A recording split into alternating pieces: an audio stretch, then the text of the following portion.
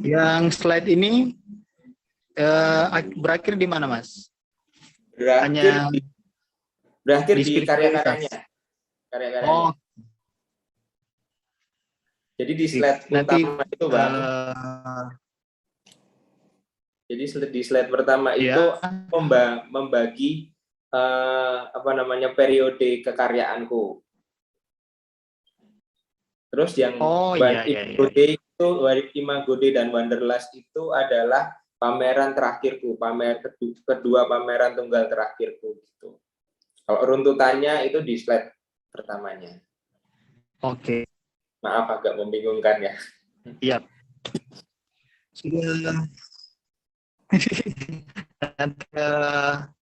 Kemudian menjadi operator slide-nya. Nanti kalaupun ada yang keliru, Mas Gali bisa langsung bilang aja. Yap. Oke, Matius sudah siap? Sudah bisa diambil alih oleh Matius sebagai moderator? Ya, siap. Nerko. Oke. Silakan Matius diambil alih, nanti dimulai dengan doa, pilih saja dari anggota umat. Ya, terima kasih pada Nerko. Ya, selamat malam bagi kita semua dari para penggemar ombak. Kembali lagi kita di diskusi. Kembali lagi kita di diskusi malam hari ini dengan topik melukis kitab suci, ideologi dan interpretasinya.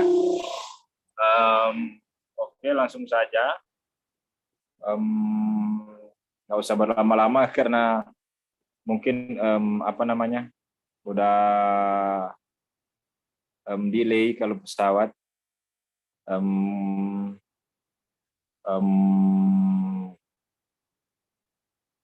Kita langsung saja memperkenalkan diri secara singkat kepada, mungkin Kak Gali akan memperkenalkan diri secara singkat tapi Kak Gali ini memang pelukis kekinian gitu. Jadi pelukis kekinian yang tengah naik daun gitu. Dan karya-karyanya itu kekinian juga, dan ada lukisan-lukisan yang saya lihat itu memang menarik perhatian, terutama kalau bagi saya itu mengintai tanah perjanjian itu. Tapi untuk mengetahui dan lebih lanjut lagi kita serahkan kepada Kak Gali sebagai pembicara. Kemudian ada penanggap juga, kemudian dilanjutkan dengan mungkin sesi tanya jawab untuk selanjutnya. Ya, kami serahkan kepada Kak Gali Resa. Terima kasih Kak Gali.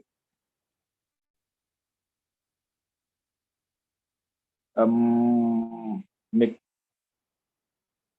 di unmute Kak. Tadi katanya berdoa dulu, apakah berdoanya nanti saya perkenalan? Ya, berdoa dulu, masih sudah lupa. Biasanya. Nah, oke. Sebelum kita mulai, kita berdoa supaya diberkati, lebih diberkati. Kita berdoa. Terima kasih ya Tuhan atas penyertaan-Mu kepada kami, sehingga kami, para penggemar ombak, dipertemukan lagi di webinar malam hari ini bertajuk Melukis Kitab Suci, Ideologi dan Interpretasinya, yang sebagai pembicara Kak Gali Resa Suseno, dan sebagai penanggap Ner Kruger Tumiwa. Kami berdoa dalam nama Tuhan Yesus, diberkatilah kami supaya kami saling berdialog satu sama lain. Biarlah Tuhan yang menuntun webinar di malam hari ini. Dalam nama Tuhan Yesus kami berdoa. Amin. Ya. Saya serahkan kepada Kak Gali Resa. Oke. Terima kasih teman-teman yang ada di seluruh penjuru Nusantara sepertinya ini ya. Salam kenal. Perkenalkan, nama saya Galih Reza Suseno. Saya seperti yang Bang Matius bilang tadi, saya adalah pelukis dan saya tinggal di Jogja. Saya sudah menikah dengan seorang istri saya kebetulan juga berkecimpung di dunia seni. Saya sudah melukis secara profesional kurang lebih 5-6 tahunan ke belakang. Setelah saya menghitungnya itu setelah lulus S2. Oh ya, saya kuliah waktu itu di Solo di Universitas 11 Maret Surakarta, jurusan seni rupa, dan S2-nya di ISI Yogyakarta, mengambil jurusan penciptaan seni lukis. Saya bukanlah substansi yang stabil, melainkan gumpalan relasi-relasi. Saya adalah kemungkinan, bukan kepastian. Saya adalah binatang pemuja sekaligus pencuriga. Tapi bukan teman-teman, salah, saya ralat. Saya bukan binatang, saya juga bukan malaikat. Saya adalah apa yang saya cipta.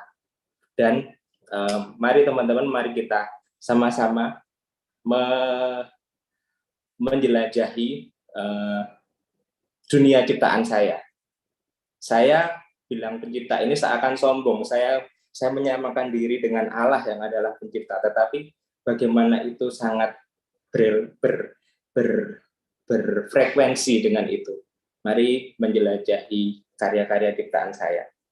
Boleh masuk ke slideshow-nya, Mbak? Minta tolong.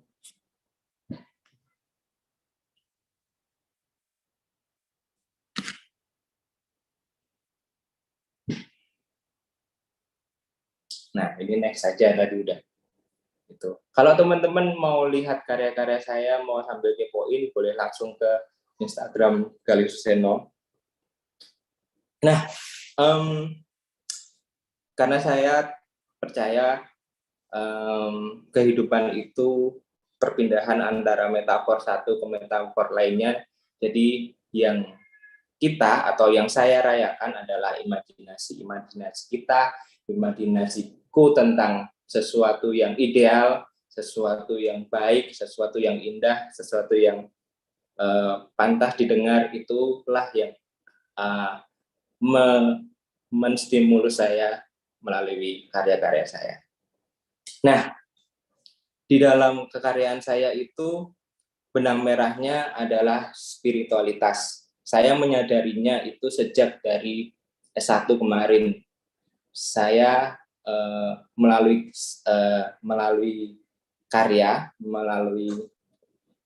karya-karya saya selalu bertanya tentang Tuhan, saya selalu menyelidiki tentang Tuhan, saya selalu mengkisahkan kisah-kisah Tuhan di dalam hidup saya secara pribadi. Next.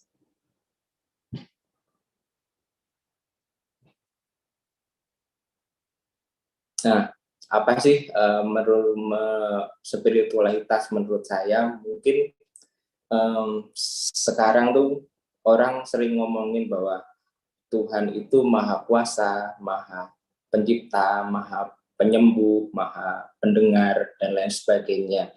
Tetapi saya merasa sifat-sifat Tuhan itu benar adanya, tetapi itu jauh daripada itu semua. Sebelum manusia diciptakan, saya membayangkan Tuhan itu adalah Tuhan yang maha kreatif. Dia adalah pencipta, dia adalah creator God. Betapa dia sangat imajinatif, betapa dia sangat kreatif. Dia menciptakan planet-planet, menciptakan segala sesuatu yang tidak ada menjadi ada. Itu saya melihat seorang Tuhan itu sebagai inspirator sekaligus seniman agung buat saya. Jadi itulah yang menjadi nafas saya di dalam berkarya.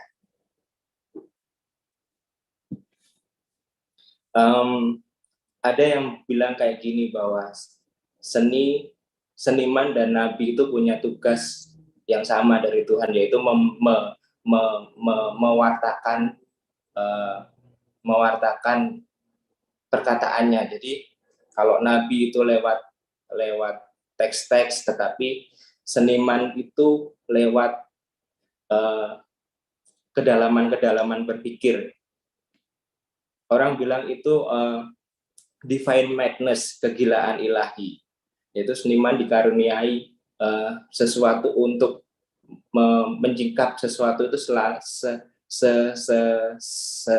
sedalam itu. Nah, sedalam apa? Mari kita jelajahi.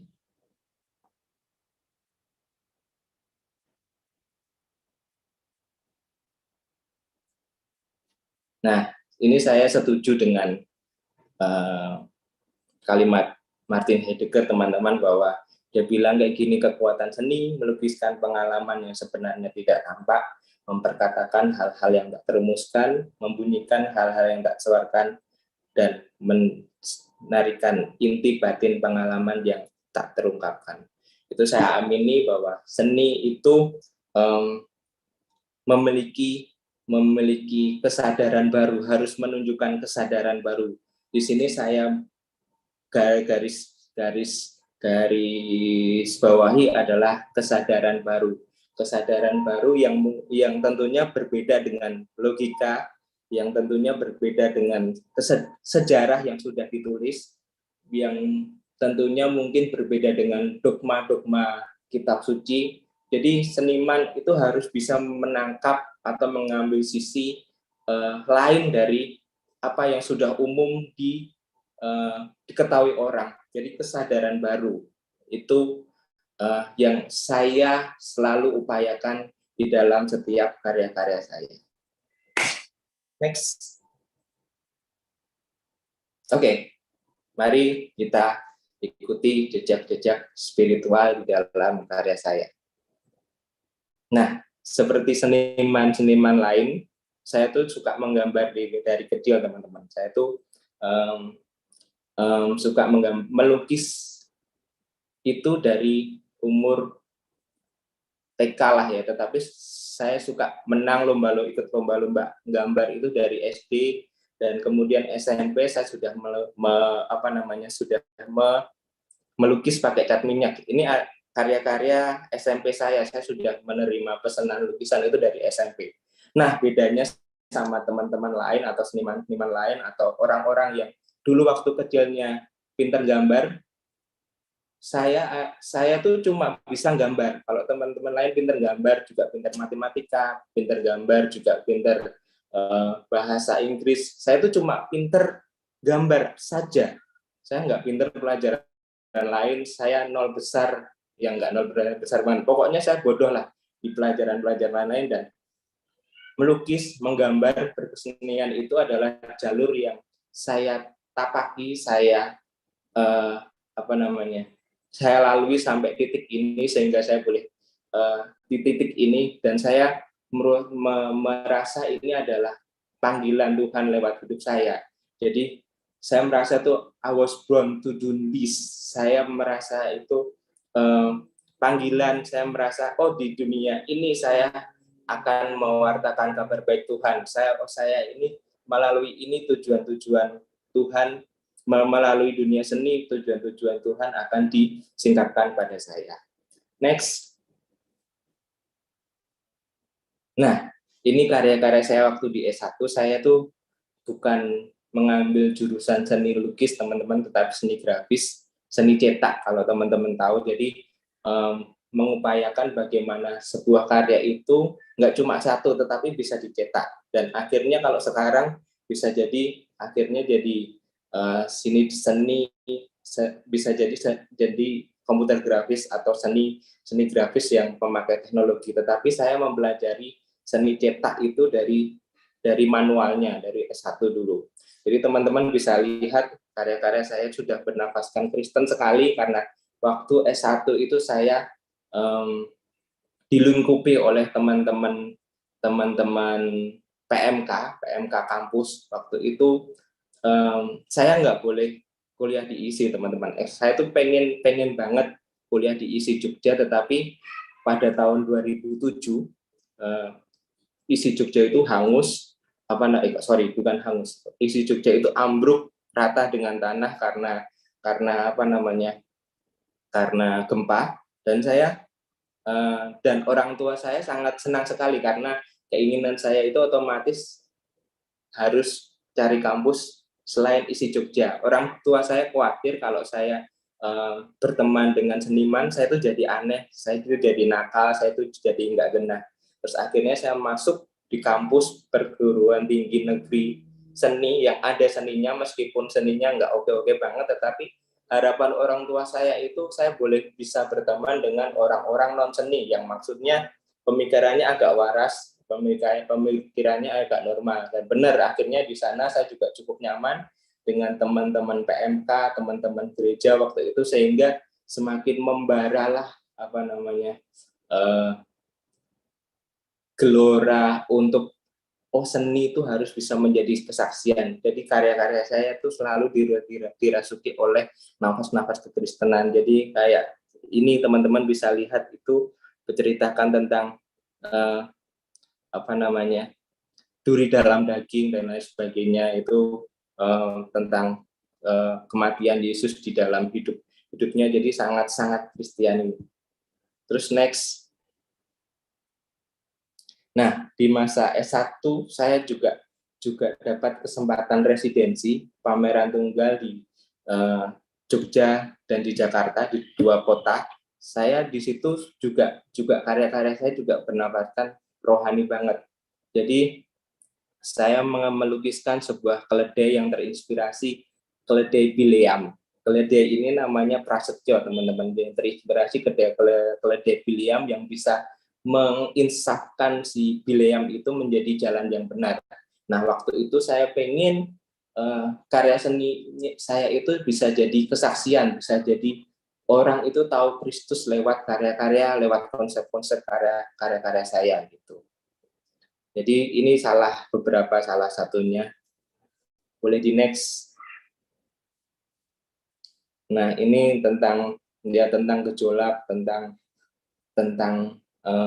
ini kan kata dog itu bisa dibalik jadi God, kayak gitu. Terus ini next. Nah, ini si Bileam ini di dalam tinggal tenang terletak kekuatan. Jadi di sisi kanan kirinya ada banyak sekali kuasa-kuasa jahat, tetapi dia di dalam tinggal tenang, dia penuh kekuatan. Jadi masih lugu lah waktu itu, masih berapi-api di dalam mengikuti Yesus. Dan ini adalah pameran tunggal pertama saya, Hope Beyond Aphrodite. Nah, ini di Tembi Rumah Budaya Jogja dan Jakarta dipamerkan itu. Ini juga salah satunya, keledai Bileamnya ada di burung itu yang kecil itu. Ini judul karya ini Gadis Merah yang Takut. Jadi keledai Bileam itu mengatakan tenang bahwa ada kabar sukacita, kamu nggak perlu takut, kayak gitulah pokoknya. Nah, ini teman-teman sebentar. Nah, ini dulu kita berhenti di sini. Karya ini berjudul Sejumput Nyawa di Antara Kapur Reruntuhan. Jadi digambarkan, kalau boleh mengingat-ingat akan konsepnya, ini digambarkan seorang keledai si Prasetyo ini tetap memiliki api, walaupun itu cuma sedikit di antara segala sesuatu itu runtuh. Itu terinspirasi dari walau 1000 lebah di sisiku, walau 1000 lebah di sisi kananku, aku tetap teguh. Nah, seperti itulah, jadi terinspirasi dari itu. Nah, menariknya ini dibeli oleh seorang wanita Taiwan yang sangat menyentuh hati saya waktu itu. Dia berkata kayak gini, aku belum membaca konsepnya, aku belum tahu bahasanya, karena waktu itu konsep saya tuliskan waktu dengan bahasa Indonesia. Tapi dia bilang, tapi aku merasa aku ada di situ, aku pernah ada di situ di dunia aku yang lain. Jadi betapa karya seni bisa menyentuh kedalaman hati, dan akhirnya satu frekuensi, dan akhirnya dia mengapresiasi itu dan akhirnya membeli itu, dan itu sangat menyentuh buat saya. Dan bukan hanya itu, dia akhirnya cerita pengalaman pribadinya dan akhirnya sampai nangis itu lewat karya ini, lewat karya Sejumput Nyawa di Antara Kaku Reruntuhan ini. Next. Nah, ini yang paling titik puncak menurut saya. Saya melukiskan nafas-nafas tentang kekristenan. Akhirnya saya boleh bekerja sama dengan All dari Breed Ministry. Saya di sana bekerja selama 2,5 tahun. Di sana saya menggambarkan kisah-kisah Alkitab, yaitu seperti yang pada kiri teman-teman ini, saya sedang menggambarkan 7 perkataan akulah dalam kitab Yohanes, kayak gitu-gitu. Kalau di sini yang kanan ini saya sedang sok-sokan gambar tentang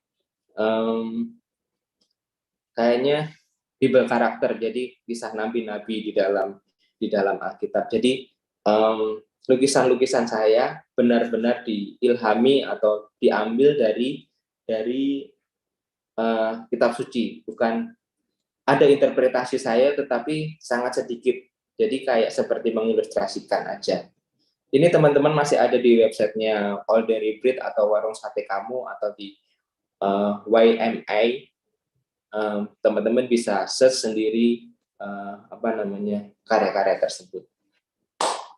Next. Nah, ini yang sebelah kiri teman-teman bisa lihat, ini tentang Daniel yang digoda-goda tante. Terus ini tentang perjalanan Musa keluar dari tanah perjanjian. Jadi dilukiskan Musa dan Daniel itu bukan memakai jubah atau semacamnya, tetapi lebih dibawa ke anak muda zaman sekarang, karena memang segmennya itu untuk anak muda. Yang ini adalah salah satu dari berkat, kalau nggak salah, ini 7 perkataan akulah Yesus. Ini akulah terang, terus ini akulah jalan keselamatan dan hidup, kalau nggak salah teman-teman. Next. Output saya waktu itu, saya melukiskan karya-karya itu, saya tujuannya pameran di berbagai gereja di waktu itu di Jakarta, Semarang, dan Jawa Barat, di daerah-daerah Jakarta, dan di sana juga ada basar juga, jadi saya juga ikut perform ala-ala gitu teman-teman waktu itu. Nah, di situ bersama tim Warung Sate Kamu. Warung Sate Kamu tuh warung saat teduh kaum muda. Jadi sampai sekarang websitenya masih ada, teman-teman bisa download aplikasinya dan bisa untuk saat teduh setiap hari. Jadi pameran-pameran gitu, dan juga diupload di website mereka dan di sosial media mereka gitu karya-karyanya. Boleh lanjut? Nah, ini karya-karya saya selama S2, jadi nafasnya tetap tentang rohani, tetapi tetap tidak serta-merta. Saya jarang teman-teman menggambar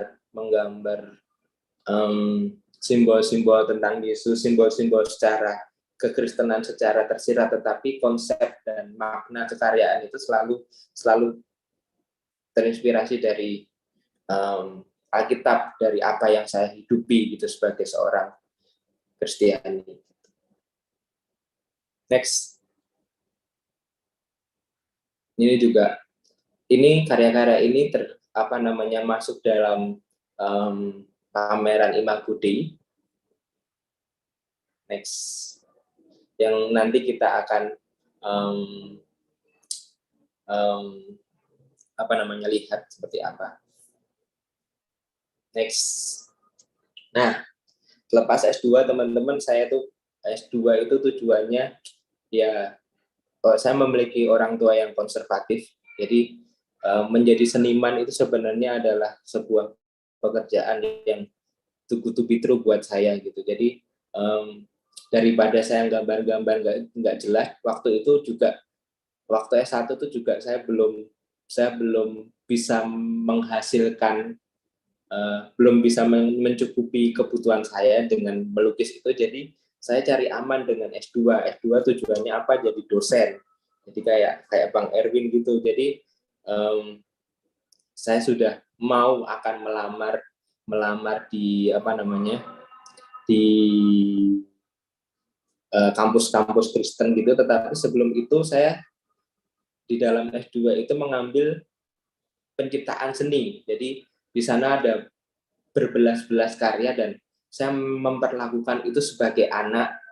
Terus akhirnya saya pamerkan, dapat kesempatan, puji Tuhan, dapat pameran di Bentara Budaya itu, Imago Dei itu, dan akhirnya ternyata cukup banyak yang terjual dan diminati galeri. Nah, akhirnya saya sampai di detik ini saya menjalin kerjasama bersama Trisa Santi Galeri ini.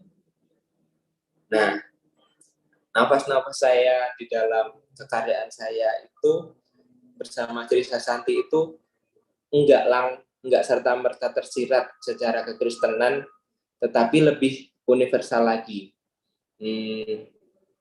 Tetapi menurut saya dan menurut orang-orang yang melihat, ini tetap bisa merasakan spiritualitas saya dengan karya-karya ini. Bersama Trisa Santi, saya sampai sekarang menjalin kerjasama. Next. Nah, ini mungkin ada simbol Kristennya di sini teman-teman. Jadi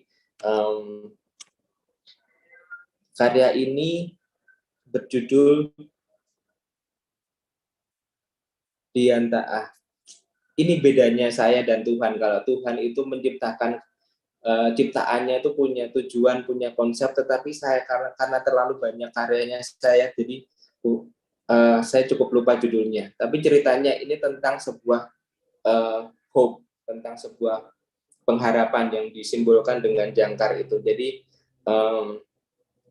barang siapa ada di dalam jangkar, ada di dalam hope itu, dia akan tetap hidup, dilihat dengan terumbu karang yang tetap bersinar, sedangkan di tengah gejolak, di tengah ombang-ambing dunia, tetapi barang siapa tetap ada di dalam hope itu, di dalam jangkar itu, apapun yang terjadi, meskipun lautan terbelah, tetap dia punya harapan. Konsepnya kayak gitu. Next. Nah, ini pameran tunggal terakhir saya di 2021 kemarin, judulnya The Wanderlust, tentang perjalanan. Nanti kita bisa lihat reviewnya seperti apa. Jadi di dalam slide ini saya mau mengatakan bahwa itu perjalanan karir berkesenian saya, di mana saya waktu itu S1 itu cukup menggebu-gebu, bahkan menggambar tentang keledai Pileam. Terus akhirnya saya melukiskan lukisan-lukisan dari naskah asli Alkitab bersama Deribet. Terus akhirnya perjalanan kekaryaan saya lebih universal lagi. Saya berharap nggak cuma orang Kristen aja yang tahu, tetapi memakai simbol-simbol atau bahasa-bahasa universal sehingga orang lain itu tetap bisa merasakan Allah di dalam karya saya. Meskipun nggak serta-merta memakai simbol-simbol Kristen. Nah, mari kita melihat di Imago Dei, teman-teman. Ada ya? Gitu.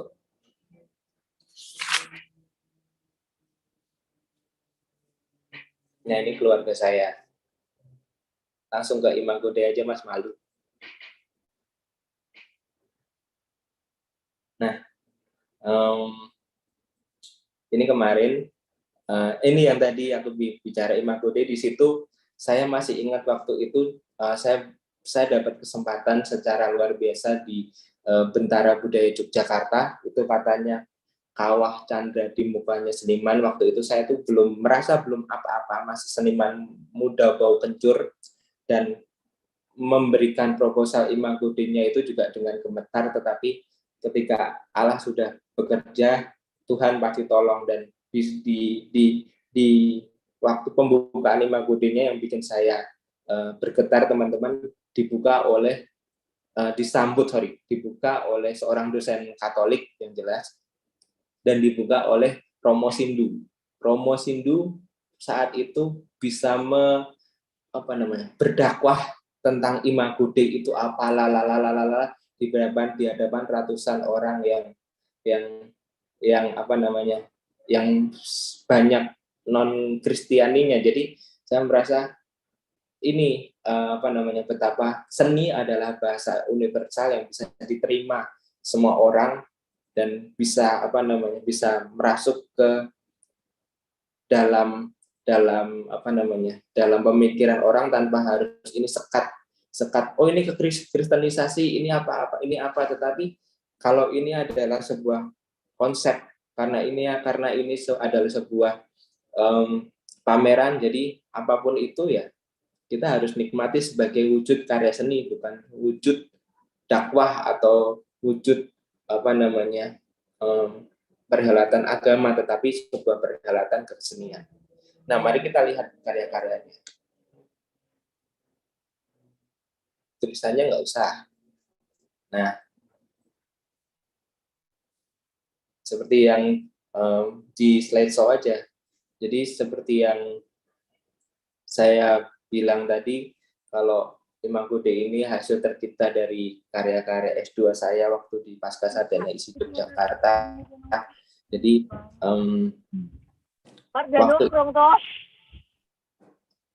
waktu itu sebenarnya ini adalah pergulatan iman saya. Jadi saya yang di sisi lain sebagai anak Tuhan dan mantan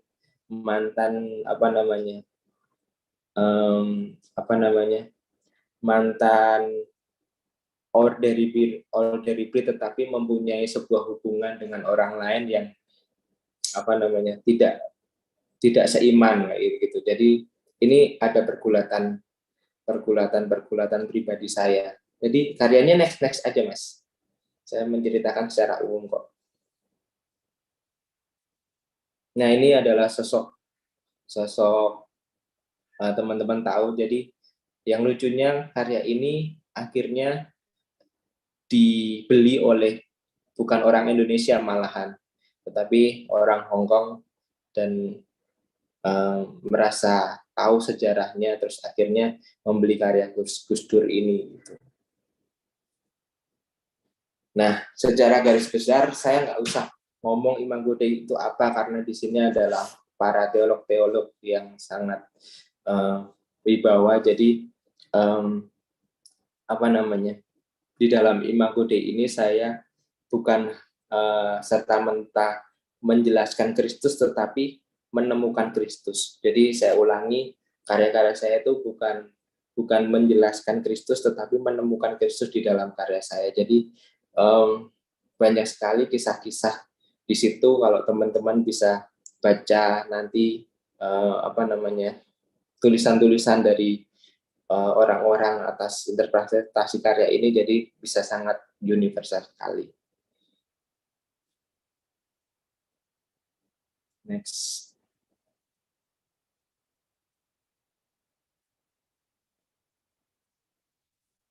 Nah, Provinsi Yadi ini adalah penyediaan Allah. Jadi jadi bisa lihat di sini banyak taman dan hijau-hijau. Jadi Tuhan jadi terinspirasi dari Mazmur 1, berbahagialah orang yang aku lupa ayatnya. Pokoknya kayak gitulah teman-teman. Ada di tepi aliran air, dia tidak akan pernah merasa kering dan lain sebagainya, lalalala gitu.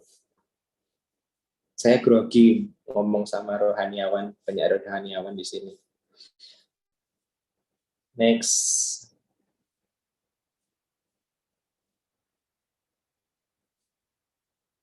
Dinikmati aja teman-teman.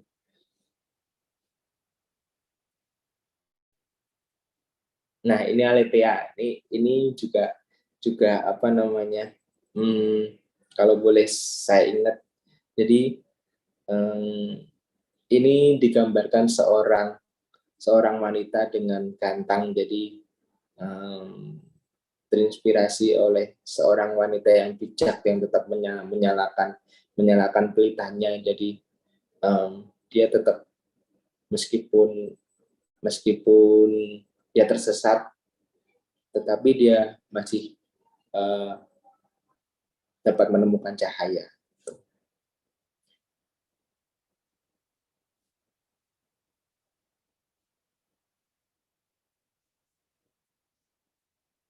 Next aja.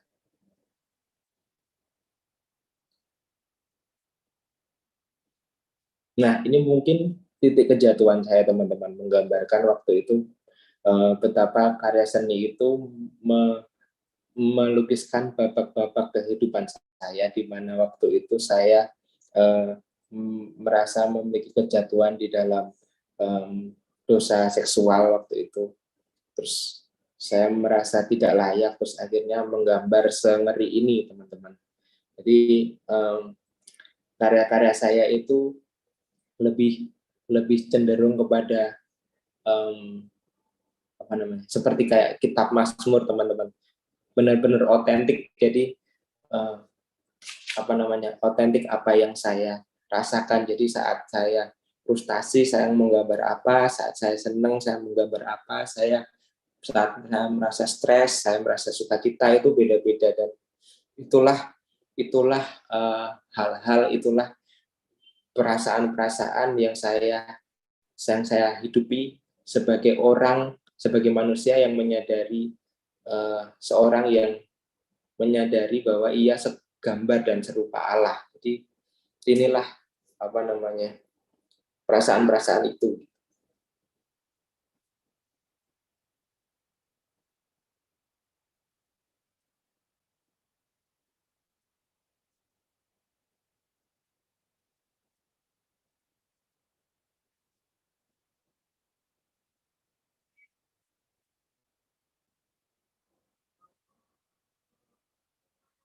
Next, mungkin langsung ke ini aja, The Wanderlust saja.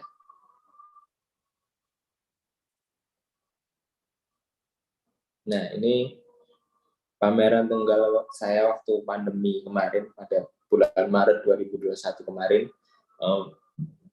Ini di dalam proses penciptaannya itu juga ada sebelum pandemi 2019 sampai 2021 itu, 2019 sampai 2020, sorry.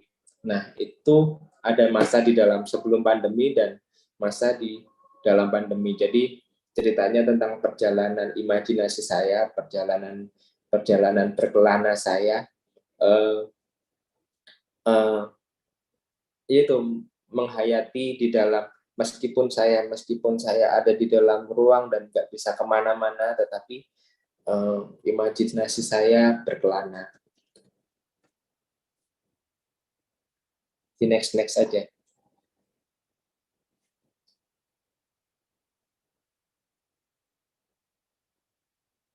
Langsung ke artwork-nya aja, Mas.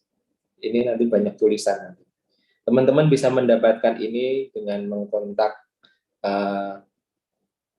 nomornya adminnya ya, nanti Mas Kruger atau Mas Matius nanti. Nah, ini tulisan ini juga ditulis oleh istri saya.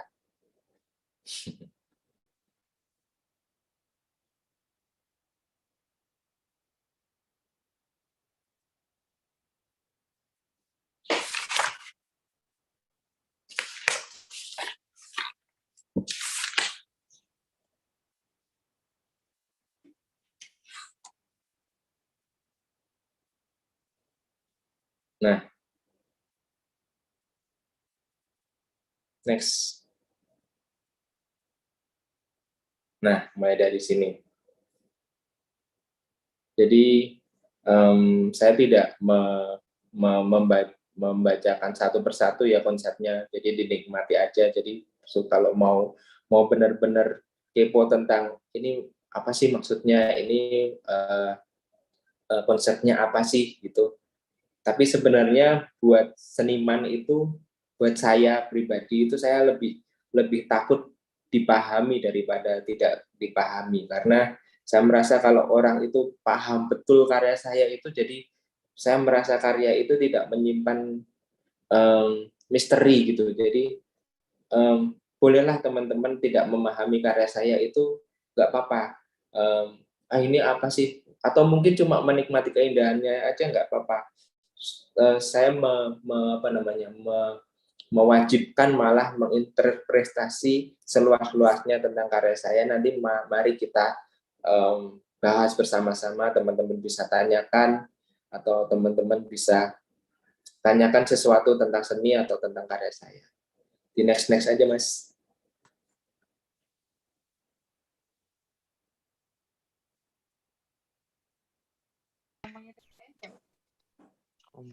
Hah?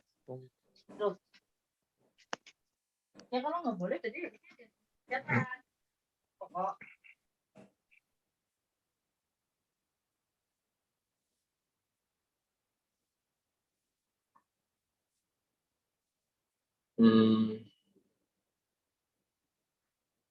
Nah, di dalam karya ini tuh banyak sekali, bahkan tidak ada simbol Kristen ya, kalau bisa dilihat. Jadi karya-karyanya lebih kepada tentang alam, tentang bagaimana saya takjub tentang betapa Allah itu sangat detail dalam menciptakan. Jadi karya ini, contohnya ini, karya-karya ini tuh adalah sel-sel atau dunia mikrokosmik yang kita lihat lewat mikroskop. Jadi saya terinspirasi sebenarnya dari YouTube awalnya, teman-teman. Jadi di YouTube itu menstimulus saya akhirnya memakai mikroskop dan melihat beneran. Jadi melihat sel-sel yang ada di dalam satu tetes Yakult, satu tetes air, satu tetes apapun lah. Ternyata mereka hidup dan itu sangat artistik sekali, dan itu sedikit banyak terinspirasi dari itu. Dan karena waktu itu pandemi lagi hebat-hebatnya, dan saya merasa kita begitu diporak-porandakan oleh sesuatu yang tidak terlihat, dan akhirnya terwujudlah saya menampilkan karya virus-virus itu atau bakteri-bakteri itu menjadi terlihat.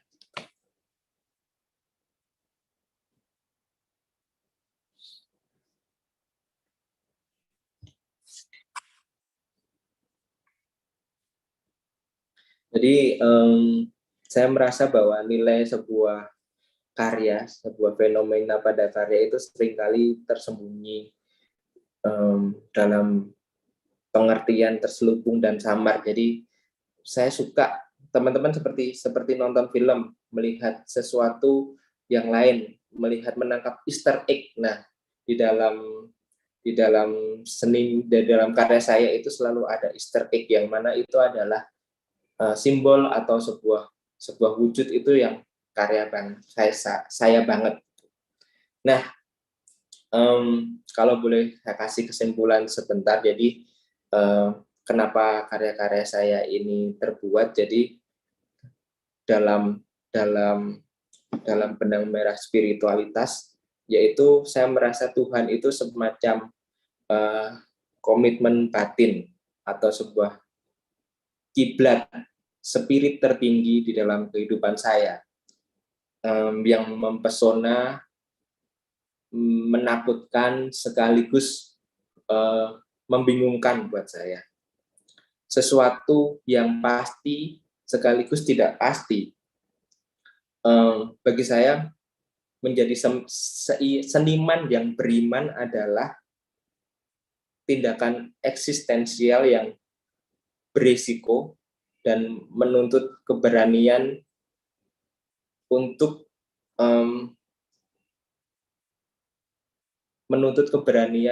terus-menerus melangkah bahkan di dalam keraguan saya. Jadi beriman di dalam saya itu kadang ragu, kadang beriman banget. Nah, itulah yang sebenarnya jadi di dalam karya saya. Saya percaya bahwa manusia itu membutuhkan sosok yang terhubung, bukan serta-merta melalui kognitif atau melalui doktrinal bahwa Allah itu seperti ini, Tuhan itu seperti ini, lalalala, tetapi melainkan secara emosional juga, yang pada dasarnya tidak terbatas. Dia bisa dilukiskan dengan imaji apapun, kadangkala imaji tertentu itu tidak akrab dengan penghayatan kita, justru bisa membuka kemungkinan-kemungkinan atau perspektif baru dalam memahami Sang Maha yang tidak terlukiskan itu. Jadi seperti saya melukiskan bakteri-bakteri ini atau sel-sel ini, itu tuh saya merasa sangat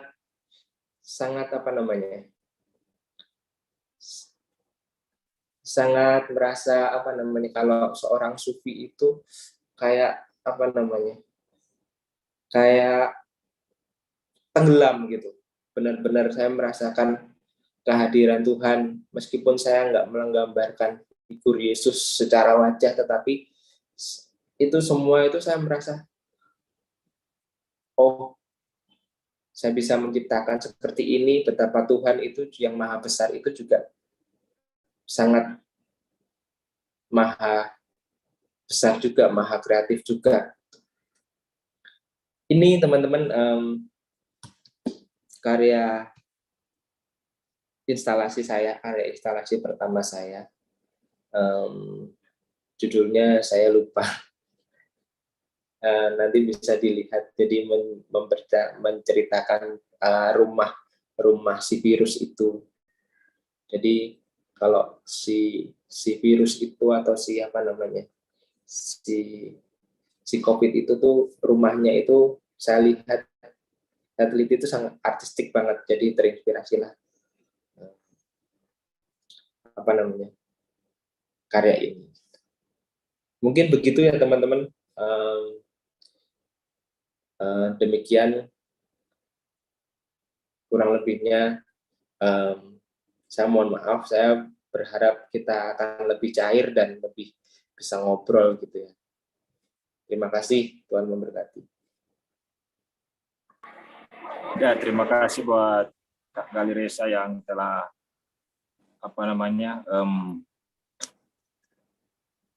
bukan menjelaskan tapi menemukan Kristus dalam Alkitab dan menuangkannya ke lukisan. Sungguh menarik. Terima kasih sekali lagi buat Kak Gali Resa. Ya oke, sekarang kita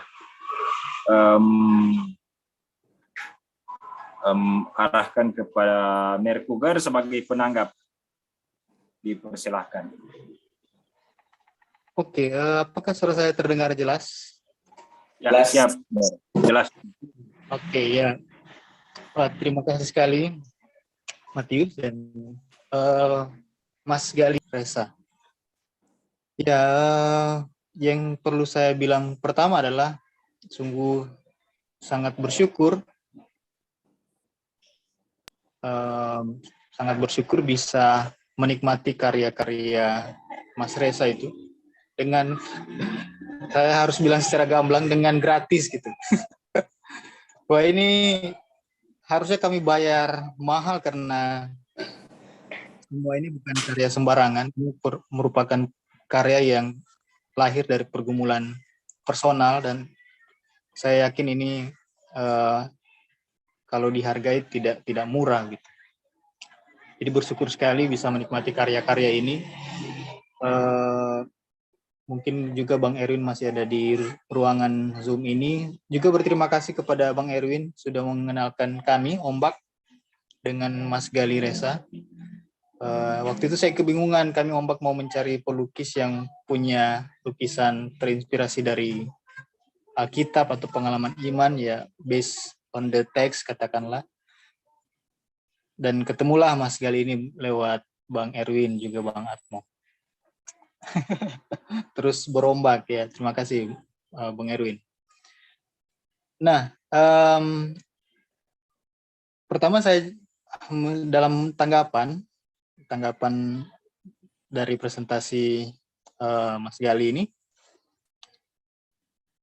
saya sebagai dosen biblika yang biasanya menafsir teks dan punya hasil penafsiran terhadap teks itu, dan membaca banyak buku tafsir teks Alkitab,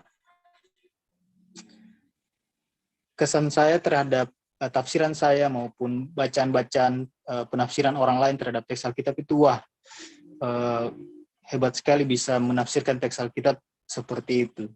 Sangat rumit karena berbagai macam metode para penafsir itu mencoba dan dituangkan dalam tulisan artikel.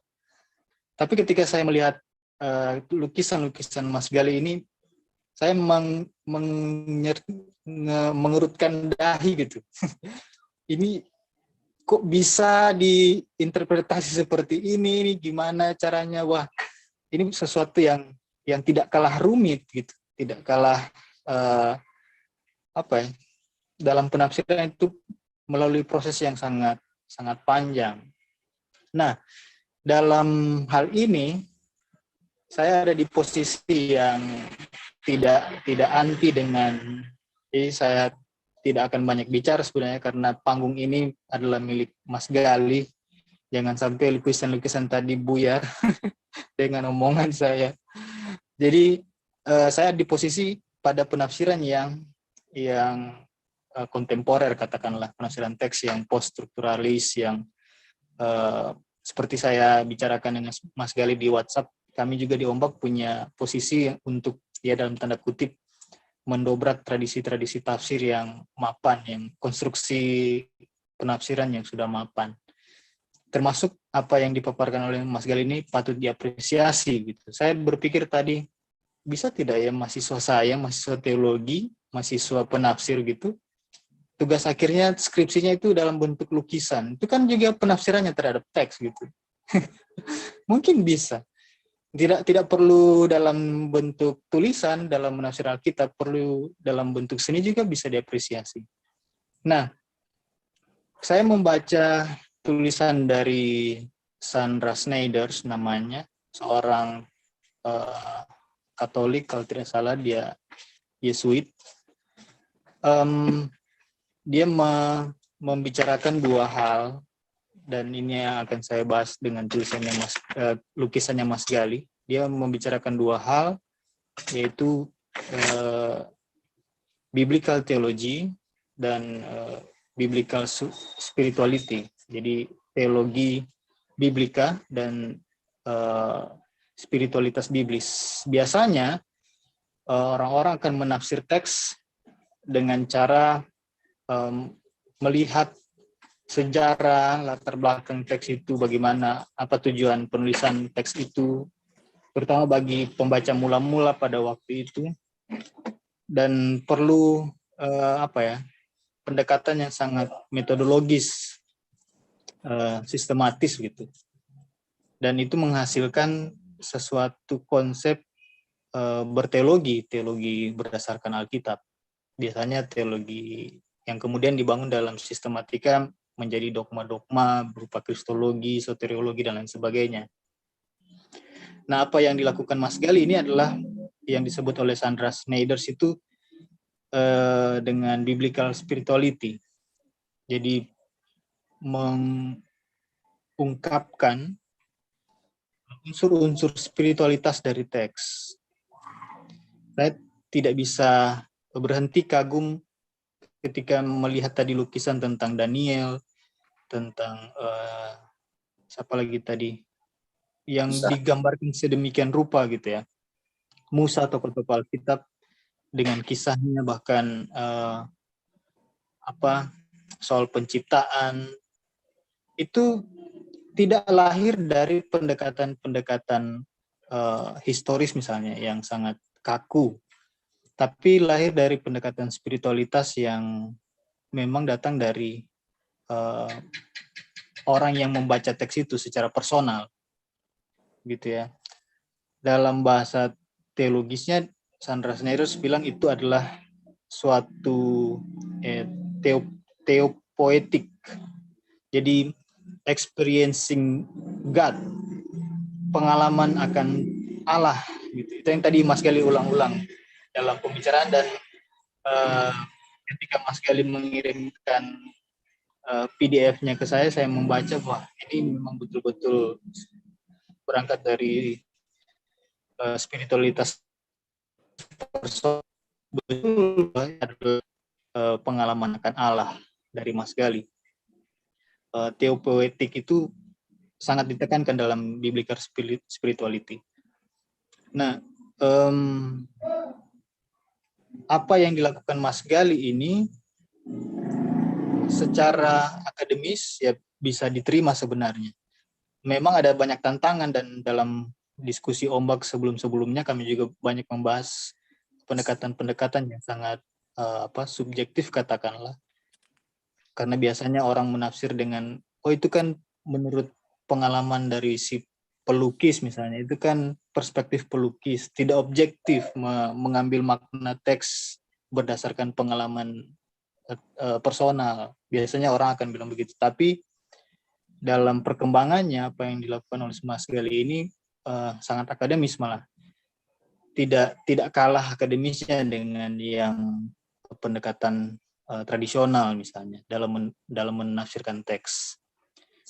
Jadi itu yang bisa saya bilang dalam menanggapi lukisan ini, sangat perlu dimengerti dan diapresiasi pengalaman iman dari pelukis itu sendiri, karena itu yang kemudian tergambar dari lukisannya. Memang yang perlu dipertanyakan dan didiskusikan lebih lanjut adalah soal tentu dalam membaca teks Alkitab ada hal-hal yang disoroti lebih kuat begitu. Kayak tadi ada lukisan perempuan dan pohon di dekat aliran air, itu diambil dari Mazmur. Kenapa frasa atau ayat pohon yang ada di tepian aliran air itu yang paling disoroti di satu rangkaian Mazmur itu? Itu kan perspektif pelukis perlu ditanyakan lebih dalam. Idenya apa yang menginspirasi? Apakah betul-betul berangkat juga dari pengalaman personalnya, atau memang ada sesuatu yang mau disampaikan lewat sorotan terhadap teks itu secara partikular, tidak secara menyeluruh? Itu yang perlu ditanyakan atau perlu didiskusikan lebih dalam di diskusi ini, sesuai dengan judulnya Melukis Alkitab, ideologi dan interpretasinya. Apa ideologi di balik itu semua? Memang kalau ditanya ideologi akan kembali lagi ke persoalan spiritualitas yang sudah diulang-ulang dari tadi.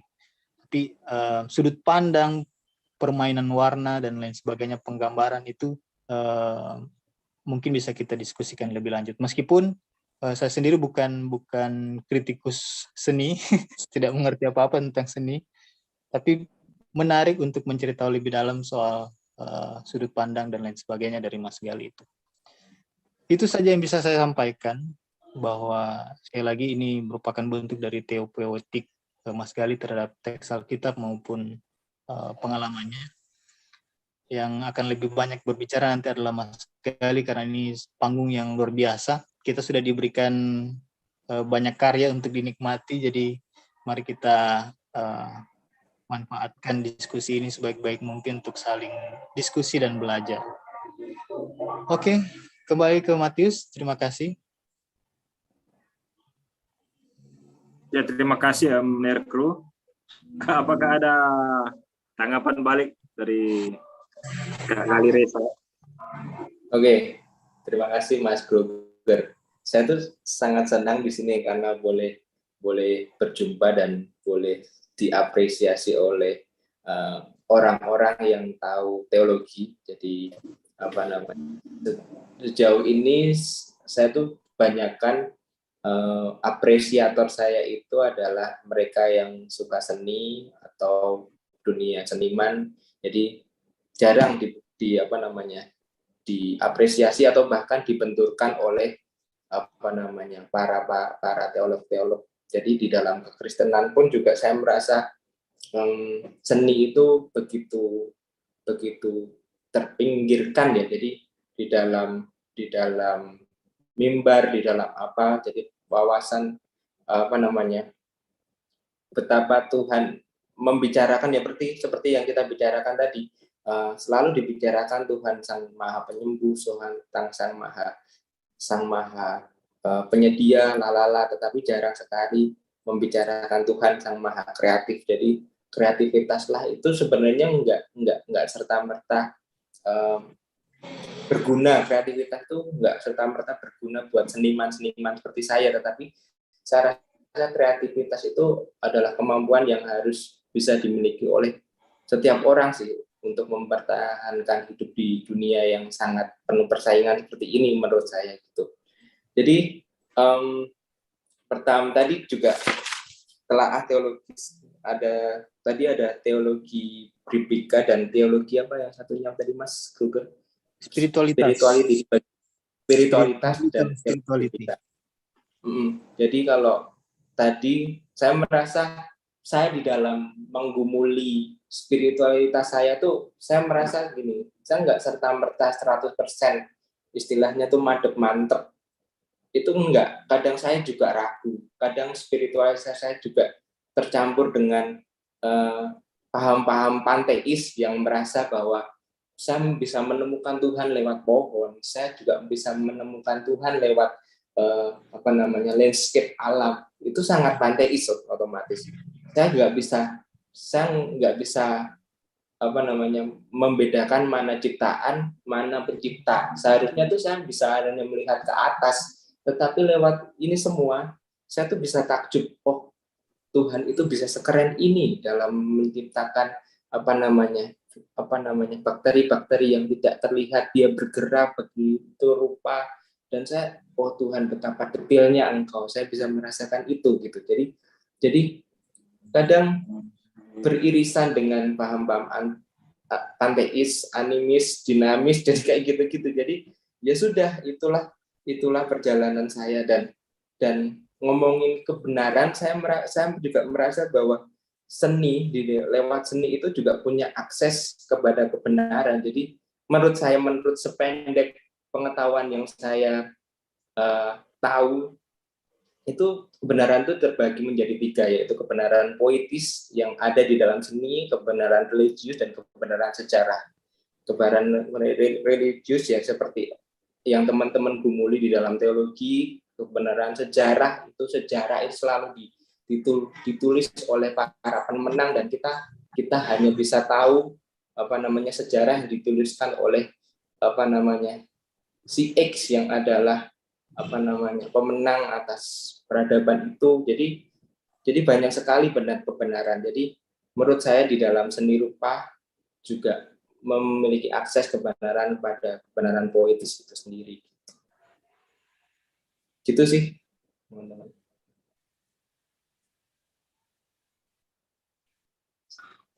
Ya, terima kasih kepada Kak Gali. Oke, langsung saya ke pertanyaan sebelum Nerian ke Lampung, di chat ada pertanyaan dari Kak, kalau nggak salah dari Kak Evi.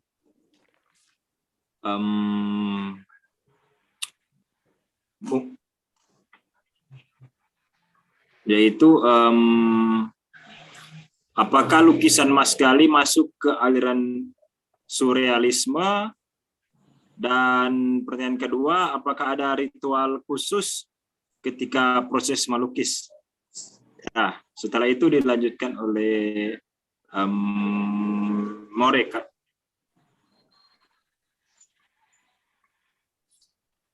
Ya mungkin bisa langsung ditanggapi Kak. Oke, langsung saya jawab gitu ya, Bang Matius. Ya. Apakah surrealis bisa masuk di dalam surrealis karena beberapa karya itu saya terilhami dari mimpi-mimpi saya. Mungkin di situ ada kayak naga tadi. Saya tuh mimpi-mimpinya tuh agak rada absurd gitu. Jadi tengah malam ketika saya mimpi aneh-aneh gitu, saya harus benar-benar cari buku atau cari apapun untuk bisa menuliskan mimpi-mimpi itu. Akhirnya saya lukis, terus akhirnya ya jadilah karya-karya itu. Tapi ya lebih pada pengalaman hidup yang saya alami sih sebenarnya. Boleh dikatakan surrealis, boleh dikatakan juga dekoratif, boleh dimasuk, karena sebenarnya di dalam term seni rupa kontemporer, isma-isma itu sebenarnya sudah tidak penting lagi. Yang jelas dia di dalam karya itu mengungkapkan apa, konsepnya apa, itu yang lebih penting daripada isma-isma. Tetapi kalau memang harus di dalam terbagi-bagi ranah-ranah isma, ya mungkin surrealis dekoratif itu lebih pop juga masih bisa, karena warna-warnanya juga sangat pop kayak gitu. Nah, apakah ada ritual khusus? Saya jawab nggak ada ya. Kalau saya, yang penting mindfulness. Saya bukan tipikal seniman yang harus mabuk dulu atau harus merokok dulu baru bisa gambar. Saya mindful, saya sebagai seorang Kristen yang jelas berdoa. Jadi ya kayak dokter melakukan pembedahan pasien. Jadi benar-benar mindful. Jadi saya ada saat itu, saya akhirnya di dalam melukis itu ngalir aja. Jadi jadi nggak terasa udah jam 2:30 sore, udah nggak terasa udah malam kayak gitu. Jadi benar-benar sesadar-sadarnya, dan ya seperti orang melakukan pekerjaannya aja. Jadi nggak ada ritual khusus gitu. Makasih buat pertanyaannya. Ya, itu pertanyaan dari Kak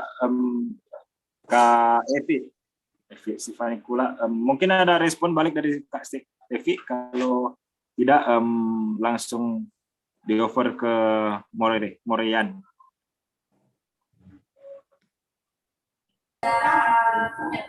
Ya, terima kasih. Mudah-mudahan suara saya bisa jelas di tengah keributan ini. Saya secara pribadi mau berterima kasih kepada Mas Gali yang sudah bersedia hadir di sini di ruang ombak ini. Lalu mungkin saya ingin mengapresiasi karya seni Mas Gali ini dengan pertama-tama mendudukan diskusi mengenai lukisan dan karya seni rupa lainnya itu dalam, ya mungkin saya bawanya ke hal yang negatif, dalam konflik antara Protestan dan Katolik, yang di dalamnya ada yang disebut sebagai ikonoklasme. Di penghancuran ikon-ikon itu tendensi yang kuat sekali dalam Protestan. Mulai dari awal-awal Protestanisme kan bisa kelihatan gereja Katolik kan penuh dengan ikon, gambar, lukisan, patung dan seterusnya. Sementara Protestan kan kosong lompong biasanya kan di dalam. Jadi itu ada sejarahnya di balik itu. Yang saya sebut tadi ikonoklasme, kebencian terhadap ikon. Jadi di sisi lain memang aliran Protestan ini sementara di penjara dalam rezim kata-kata, logosentrik gitu. Jadi ya ombak aja namanya omongan biblika kekinian gitu kan, kita ngomong-ngomong gitu, kita membicarakan sesuatu yang sebenarnya tidak perlu diomongkan kan. Misalnya Mas Gali sendiri sudah dalam beberapa kesempatan lupa dengan judul lukisannya karena itu tidak penting. Ini bahasa melampaui bahasa, kira-kira begitu ya Mas. Dan kalau menurut Julius Derrida kan dia bilang penamaan itu adalah penindasan gitu kan. Yes. Jadi lebih baik tidak usah dinamai gitu. Ya, orang dekonstruksi ya. Dekonstruksi gitu. Jadi kita bisa bebas bicara tentang lukisan Mas Gali, tapi jangan anggap itu sebagai upaya untuk memenjara makna gitu kan. Makna itu kan jauh lebih luas dan melampaui kata-kata, kira-kira begitu. Selain mungkin ada sebagai kelanjutan dari konflik tadi itu, ada yang disebut sebagai panteisme dan panenteisme. Bedanya N di dalam gitu. Jadi kalau panteisme kan ada, nanti Pak Leo dan teman-teman koreksi, menganggap alam itu sebagai Tuhan gitu. Tapi panenteisme itu Allah atau Tuhan itu ada di segala-galanya gitu. Jadi itu ada N di tengahnya, tapi dan itu yang memang tradisi spiritualitas kalau bahasanya Mas Kruger tadi bilang ya, bagaimana orang memaknai Allah gitu kan dalam kehidupannya. Kalau dalam konteks Mas Gali memaknai Allah dalam karya seninya, itu luar biasa. Jadi dalam posisi ini kita, dan itu kalau dalam diskusi kajian Alkitab ya, kita mendudukan Mas Gali ini sebagai seorang penafsir yang bukan hanya menafsirkan Allah, bukan hanya menafsirkan kitab suci, tapi juga menafsirkan Allah, mengartikan Allah dalam karya seni rupa, bukan yang melampaui kata-kata. Itu saya kira yang menarik. Terima kasih, itu aja dari saya.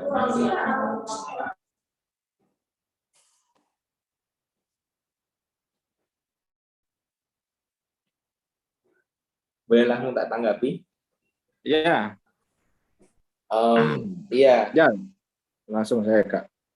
kalau perdebatan kenapa di kita itu salibnya nggak ada Yesus, sedangkan di Katolik itu ada Yesusnya, terus kenapa ada Marianya di patung-patungnya dan santo-santo lain, dan itu tuh sebenarnya itu juga dihadapi oleh saudara kita yang jangankan gambar orang, gambar sesuatu yang berwujud aja mereka diharamkan. Maksudnya bukan diharamkan, kalau bisa jangan sih katanya. Tapi teman-teman Muslim saya yang seniman juga akhirnya ya dengan spiritualitasnya sendiri ya menggambar-gambar, melukis aja seperti sewajarnya, melukis manusia, melukis alam. Jadi tidak menempatkan itu sebagai persaingan dengan Allahnya, tetapi itulah hasil karyaku, hasil apa yang aku ciptakan gitu sih. Terus bagi saya kalau itu, saya nggak berpikir bahwa penting nggak penting sih. Buat saya itu apakah bermanfaat atau enggak. Bagi saya itu karya seni yang baik, sekali lagi karya seni yang baik itu bagi saya itu karya yang bisa menciptakan dan bisa meningkatkan daya hidup. Jadi seni yang jelek itu menghambat daya hidup, seni yang baik itu menciptakan atau menambah daya hidup. Jadi seni itu memungkinkan manusia untuk menanggung hidup-hidup yang penuh sengsara, penuh penderitaan. Itu orang lagi stres, orang lagi malas, lihat lukisan, jadi wow, dengerin lagu jadi terhibur, jadi semangat lagi. Menurut saya tuh carilah kesenian yang bisa membantumu untuk dapat meningkatkan daya hidup gitu. Meskipun tidak bisa dipungkiri banyak sih seniman, karya-karya seni yang ketika dilihat itu kok kayak gini sih, kok ngeri banget sih. Ya itulah sisi lain karya seni. Tapi bagi saya seni yang baik adalah seni yang bisa meningkatkan daya hidup. Terima kasih Mas Yanka Lampung dari London. Ya, terima kasih Mas Gali. Di kolom chat ada pertanyaan lagi dari kalau saya lihat dari Lydia, yaitu apakah lukisan Mas Gali, apakah pemilihan corak warna lukisan memiliki makna simbolik? Itu pertanyaan dari Mem Lydia Kandoangko. Itu apakah pemilihan warna di corak warna lukisan memiliki makna simbolik tersendiri? Ya, mungkin langsung saja ditanggapi. Ini sebenarnya pertanyaan mudah, tetapi pertanyaan yang perlu dipikirkan sebenarnya. Apakah corak warna lukisan mempengaruhi simbol-simbol tertentu yang ingin saya ciptakan? Sejujurnya saya ketika saya melukis itu, ya itu mengalir itu aja. Saya mau membubuhkan warna biru di langit, warna merah ini, itu tuh kayak insting naluri aja. Tetapi memang warna itu bisa diciptakan sebagai simbol. Misalnya warna hitam atau warna-warna yang lebih dark, lebih tua itu menyimbolkan kemurungan saya atau kemarahan saya. Jadi color tone itu memang saya pilih waktu itu ya sesuai dengan gejolak hati saya, perasaan saya. Teman-teman bisa dilihat, nggak semua loh karya saya, meskipun saya ngomong karya ini sebagai karya saya itu adalah spiritualitas, tetapi di situ ada juga karya-karya yang merupakan kejatuhan-kejatuhan saya, kayak karya-karya yang menggambarkan kengerian saya, ketakutan saya, rasa ambiguitas saya, rasa tidak nyamanan saya, itu ya akhirnya ya jadilah karya-karya itu yang mungkin warnanya lebih lebih lebih suram, lebih lebih enggak colorful, enggak vibrant. Jadi ya memang memang memang warna itu memiliki simbol, tetapi dalam saya menciptakannya itu mengalir gitu, enggak serta merta gitu, enggak bertendensi untuk bikin warna cerah gitu, enggak, tapi tetap dari apa yang saya rasa keluar di lukisan saya. Biasanya sih kayak gitu.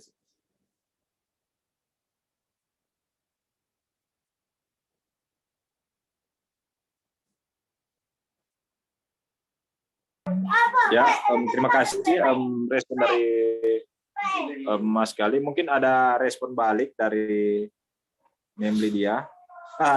Terima kasih Mbak Katanya Lydia. matur nuwun. Sami-sami. Saya mau menanggapi Matius dan bertanya juga. Ya, Boleh, silakan. Matius? Ya, Silakan. diskusi tadi dengan teman-teman, ada Kak Evi, Yan, juga Lydia.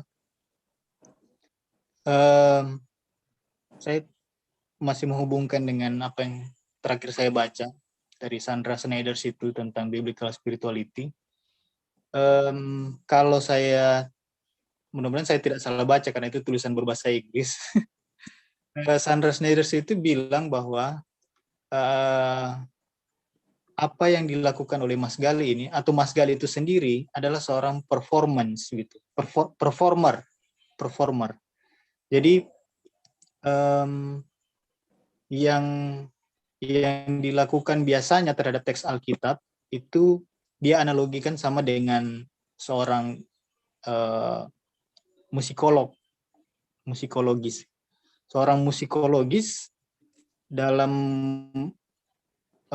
melihat satu karya, dia akan bertanya si komposer misalnya itu beraliran apa, apakah dia lebih ke aliran romantik atau yang lain, sehingga memunculkan rangkaian nada-nada yang kemudian menjadi satu karya.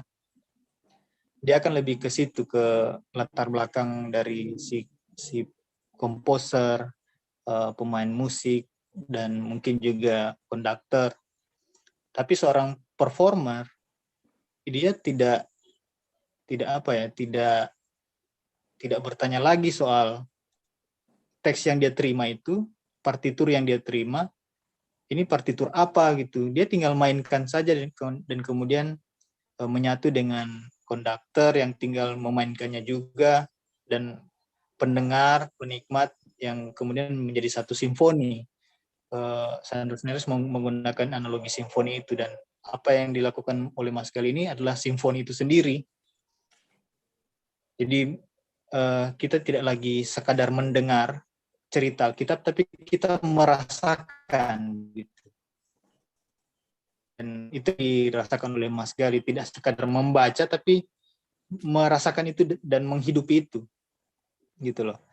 Tapi ada satu hal juga yang saya mau tanyakan, bahkan ditanyakan ke Sandra Schneider setelah saya membaca itu, dan mungkin juga pertanyaan yang sama kepada Mas Gali. Tetap kan meskipun dalam memaknai satu teks ataupun pengalaman akan Allah itu sendiri, tetap ada kecenderungan gitu dari seorang performer tadi, orang yang berupaya menggali makna berdasarkan pengalaman spiritualitasnya. Ada kecenderungan dan mungkin akan mempengaruhi makna yang dia tuangkan dalam hal ini di lukisannya Mas Gali. Misalnya seperti ini, dia mencoba membayangkan Allah gitu, Allah yang sangat baik dalam kehidupannya di tengah berbagai pasang surut kehidupan, lalu mencoba menggambarkan Allah. Tapi kan misalnya dia gambar Allah yang adalah laki-laki gitu, apakah itu tidak akan jadi bias gender? Dia ada di kecenderungan Allah yang memang straight, laki-laki, tidak feminin, bahkan tidak terbuka pada orientasi dan atau gender yang lain gitu. Itu kan menarik. Tentu seorang Mas Gali punya kecenderungan. Memang saya belum melihat banyak lukisan Mas Gali, dan Mas Gali sendiri dalam lukisannya tadi itu tidak banyak melukis satu sosok kemudian sosok itu yang digambarkan secara utuh, sangat memainkan imajinasi gitu, ada jangkar lah dan lain sebagainya. Apakah itu bagian dari Mas Gali untuk menghindari kecenderungan itu supaya tidak ada bias gitu, baik bias gender atau bias yang lain? Kira-kira itu sih yang saya mau tanyakan. Terima kasih.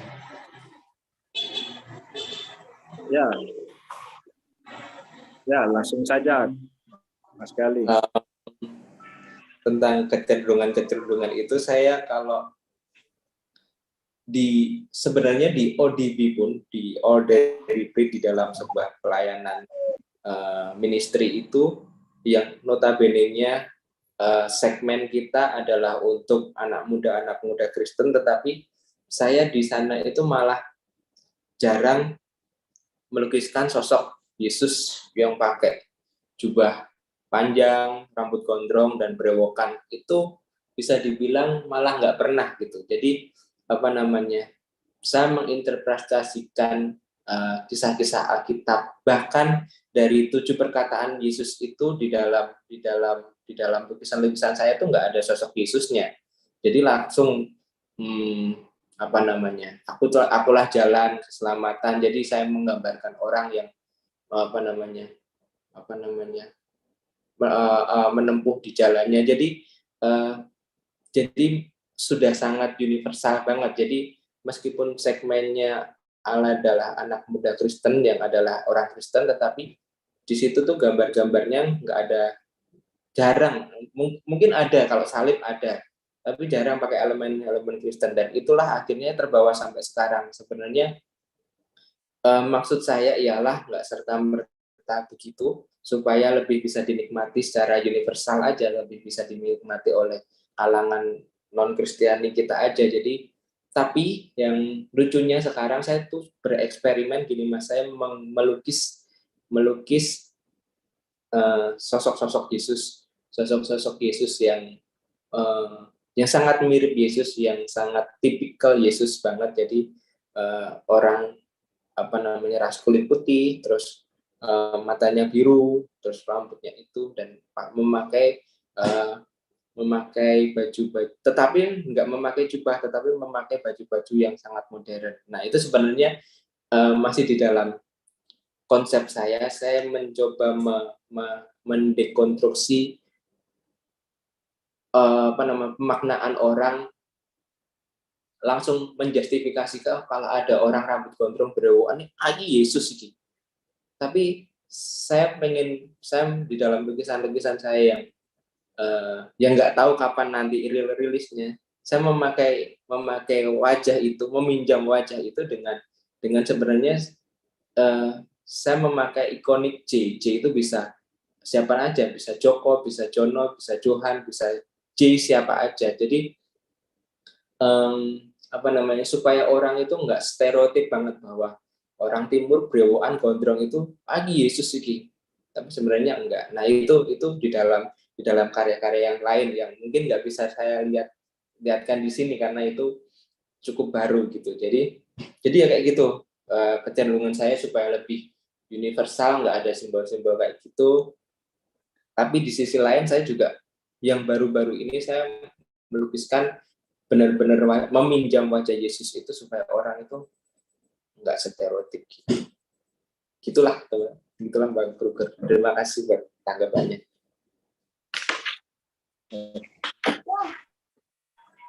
Ya, menarik jawaban dari Mas Gali. Kayaknya di kolom chat ada Ya, ada tuh. pertanyaan balik kayak dari Membido, katanya tiba-tiba saya terpikir. Ya, yaitu bagaimana dalam proses pelukisan khususnya perempuan, di mana makna estetik lebih ditampilkan dan tidak terjebak dengan pesan mengeksploitasi penggambaran tubuh perempuan. Nah itu pertanyaan dari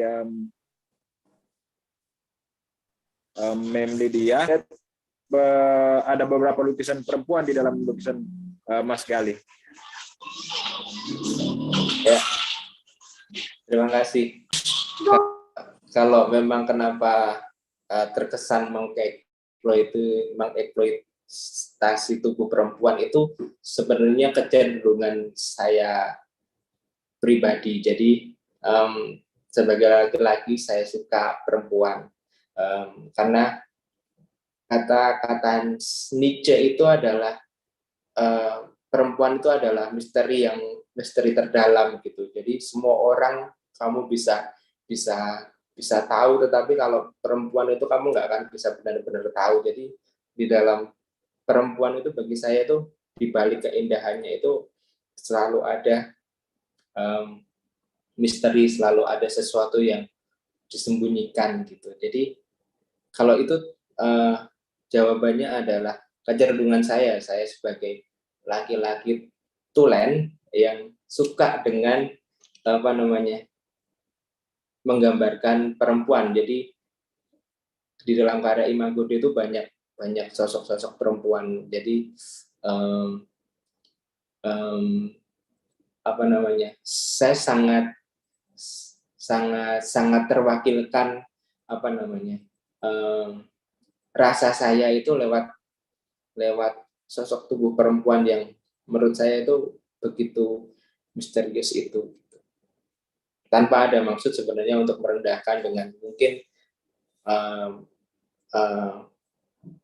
saya nggak pernah menggambar perempuan telanjang secara full, tetapi kalau apa namanya kalau tertutup itu ya saya pernah, tetapi tanpa bermaksud untuk melecehkan perempuan, tetapi ya karena saya suka kayak gitu, karena mungkin setiap seniman itu apa namanya eksperimennya atau latihannya itu dengan menggambar anatomi tubuh perempuan itu pasti ada gitu. Dan bagi saya perempuan itu mempunyai sifat yang sangat enigmatik dan begitu spesial gitu. Kenapa saya menggambar perempuan. Ya itu jawaban dari Mas Gali. Mungkin ada respon balik dari Mem Lydia, karena perempuan bagi Mas Gali itu sesuatu yang misterius ya. Iya. Ini ada pertanyaan juga di atas itu Bang, yang Wonderland, Alice in Wonderland itu. Ya atas ya. Oh sudah ya. Oh ini sudah yang. Oh iya ada. Ya. Ya.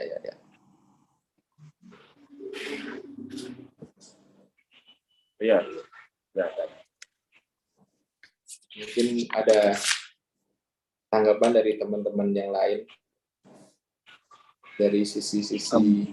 Mumpung masih ada waktu,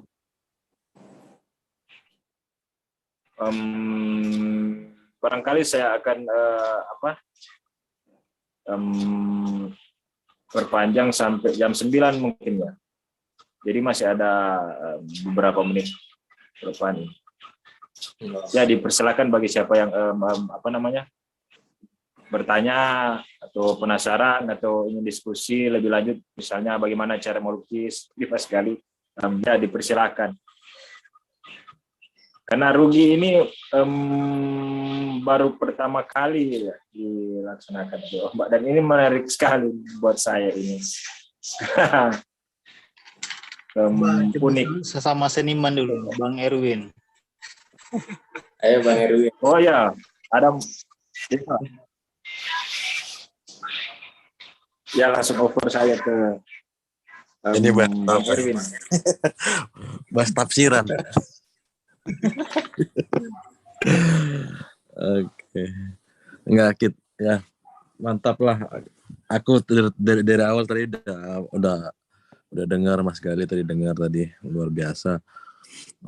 Apalagi buat teman-teman Ombak luar biasa menembus batas ya. Biasanya ini bahas tuh Alkitab saja. Ini sekarang ini bahas sudah masuk ke ranah seni. Ini luar biasa, memang orang-orangnya memang penuh terobosan. Kemarin waktu makanya saudara Kruger bilang minta ke bahas di seni, saya wah ini menarik, maka saya langsung arahkan ke Mas Gali, karena Mas Gali ini selain religius gitu. Ya, jadi kalau saya sih karena kan saya di bidang musik ya, jadi kalau Mas Gali di secara visual sebenarnya hampir sama sih ya. Kalau kita kan bermain dalam ranah bunyi ya, bunyi dan suara. Kalau Mas Gali itu dalam ranah visual, tapi sebenarnya sama-sama menghidupkan menghidupkan secara nyata ya, spiritual ya.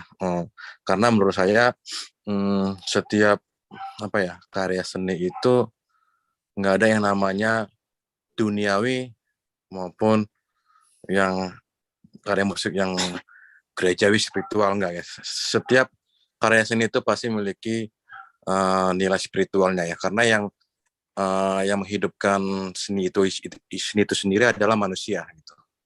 Jadi kalau dia manusia itu kan dia tuh memiliki kehadiran seni itu sendiri bisa hadir tuh karena ada pengalaman spiritual dari manusia itu sendiri gitu.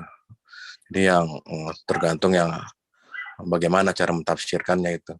Ya, kalau dari bicara sebenarnya kalau mau bicara kalau di musik sendiri sama di visual nggak ada bedanya ya menurut saya ya. Kurang lebih begitu. Tapi ya di sini ya.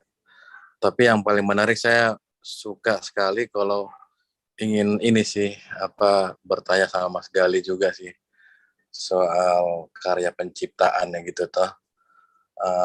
Bicara tentang ketuhanan gitu ya, bicara ketuhanan dan keyakinan Mas Gali itu sendiri, apalagi kalau memang biasanya kalau kita seniman itu kan kebenaran itu ya, bicara kebenaran itu saya pengen tahu sih keyakinan Mas Gali itu sendiri terhadap kebenaran Tuhan itu sendiri gitu. Saya pengen tahu gimana sih, sejauh mana sih kebenaran Tuhan itu sendiri buat Mas Gali gitu. yang kita tahu ya, yang kita nggak muluk-muluk ya. Kalau mau dilihat sendiri memang gereja sendiri aja sudah tidak bisa mencerminkan akan kebenaran Tuhan itu sendiri gitu. Ya, apalagi para kaum karena saya dulu suatu di S1 saya banyak teman dari Jerman. dia tuh kuliah di teologi ya. Ya teologi sebenarnya artinya bukan hanya dia dari situ saya tahu teologi itu ini dia bilang kita belajar teologi itu bukan kita belajar karena percaya Tuhan, kita hanya pengen tahu aja Tuhan itu ada atau enggak gitu. Nah itu dari teman saya. Jadi saya pengen tahu ternyata teologi itu bukan orang yang sebenarnya bukan bicara orang yang beriman gitu, tapi sebenarnya orang yang pengen tahu. Nah, makanya saya pengen tahu nih Mas Gali, sejauh mana Mas Gali memahami tentang ketuhanan itu sendiri dalam karya Mas Gali. Thank you. Ya, langsung saja. Bang Erwin. Ada biar kru. Bang Erwin kalau udah mempertanyakan kebenaran Tuhan ke gereja itu berarti dunia sedang tidak baik-baik saja itu. Wah.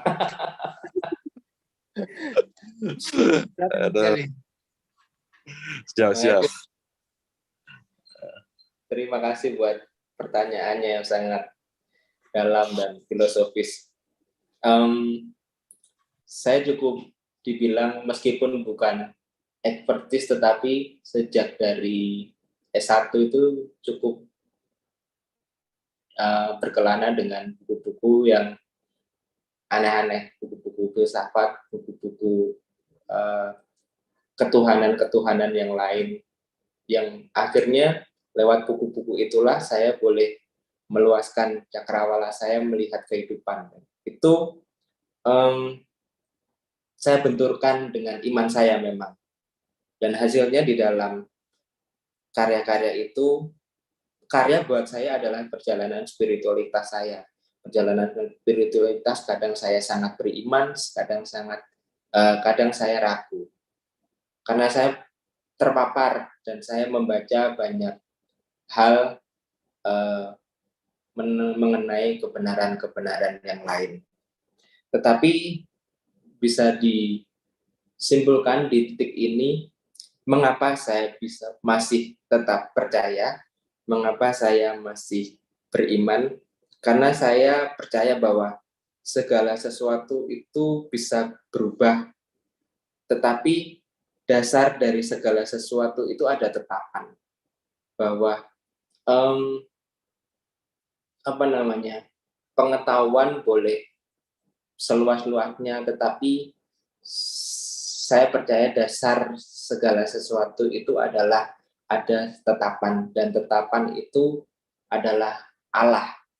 Jadi lewat itu semua saya percaya, dan saya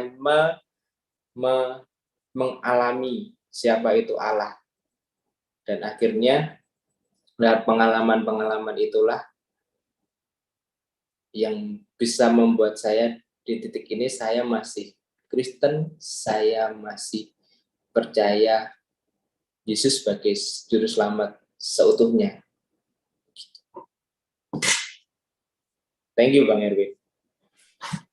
Ya Mas Gali. Ya, itu tanggapan dari respon balik dari Mas Gali beberapa pertanyaan yang diutarakan oleh Bung Erwin. Oke, di sini kita lihat masih ada Pak Leo Epafras sebagai ujung tombak dari ombak ini.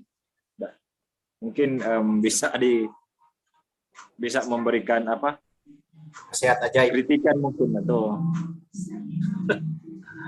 boleh saya terbuka atas kritikan bagi siapapun yang mau mengkritik atau apapun, mengapresiasi atau apapun. Silakan. Saya mengapresiasi banget Mas Gali, ini luar biasa. Saya tidak ingat, kalau tidak salah satu mahasiswa saya di kelas saya mengajar teopoetika, mata kuliah filsafat dan teologi kontemporer.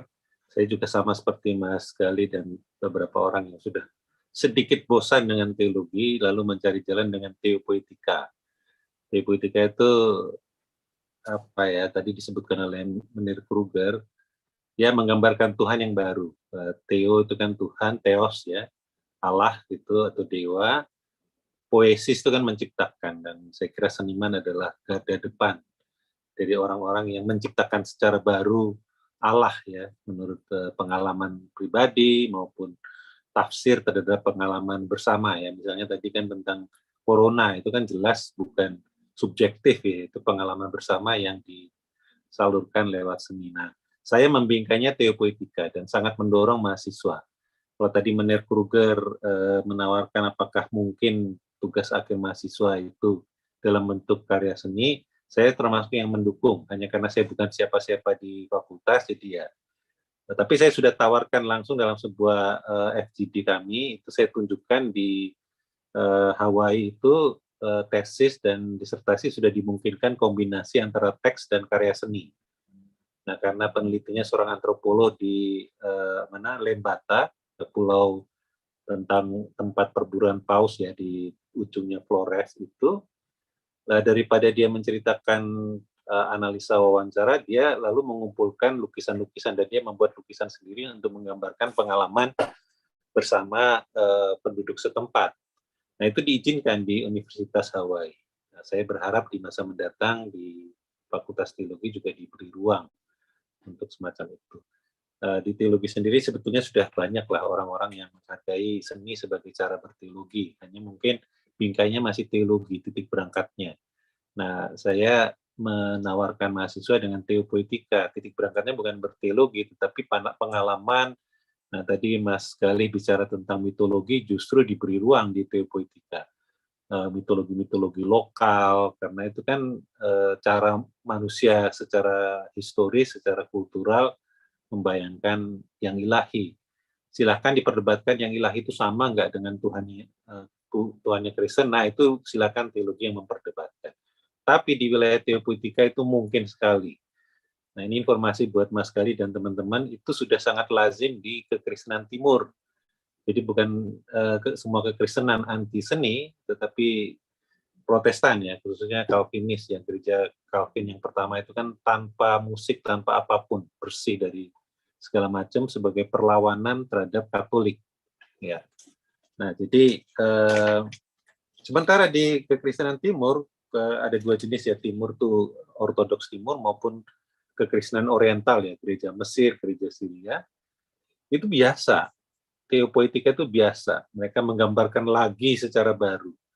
Nah, kalau di kekristenan barat biasanya di para mistikus ya, tetapi kalau di kekristenan timur teolog-teolog umum pun dia membayangkan lagi. Makanya ada Tuhan yang non feminin atau yang non gender itu dimungkinkan di misalnya kayak siapa ya saya lupa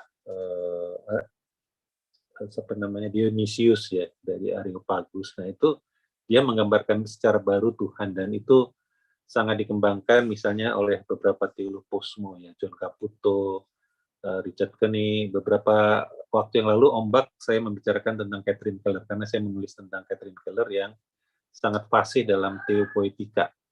Nanti Mas Galih juga bisa membaca tulisan saya pengantar tentang teopoetika sebagai salah satu cara membebaskan diri dari model-model teologi yang sangat sangat akademis ya, sangat. Nah, jadi saya cuma bisa bilang gitu sih, ini sebenarnya saya nggak pingin, saya lagi menikmati saja, tapi dipaksa oleh Matius, jadi ya saya ngomong sedikit lah. Sekedar membingkai saja Mas Galih, jadi ada gerakan baru di kalangan teologi yang saya perkenalkan sebagai teopoetika, karena di bahasa Indonesia belum ada, jadi ya saya ciptakan. Teopoetics ya kalau bahasa Inggrisnya. Jadi teopuisi, ya, mempuisikan Tuhan. Nah, jadi itu bisa dengan banyak cara dan di kelas saya itu ada yang dengan puisi, ada novelnya Silence ya, novelnya siapa namanya Jepang itu tentang pengalaman penderitaan misionaris Yesuit di Jepang, difilmkan, pernah nonton mungkin ya The Silence. Nah, itu kan bentuk teopoetika ketika gambar Yesus dipaksa diinjak secara ortodoks, secara ini wah itu entah karena dipaksa itulah persekusi Kristen, dipaksa untuk menghina Tuhan sendiri, tetapi di film itu digambarkan gambar Yesus bilang injak aku. Nah, itulah teopoetika. Gambaran yang tidak lazim di Alkitab. Tapi itulah pengalaman berimannya. Nah, itu jadi ada mahasiswa yang membaca dari The Silence untuk memandang secara baru. Jadi nanti saya berencana kalau saya masih diberi kesempatan memberi kelas ini, saya lupa semester depan atau semester berikutnya, saya ingin mengundang Mas Galih untuk menawarkan tafsir baru untuk kita secara berjamaah membidatkan lah, kira-kira begitu, dibidat-bidatin gitu. Siap, Pak. Guyon ya Mas, nggak dibidatin, di kelas saya aman, siapapun boleh mengekspresikan pemahaman ketuhanannya. Itu saja sih saya kira, ini saya hanya ikut-ikutan menikmati saja. Iya, terima kasih Pak Leo. Yang ingin Pak Leo bicara itu Nerd Kruger sebetulnya, Pak Leo. Ya, masih ada lagi kalau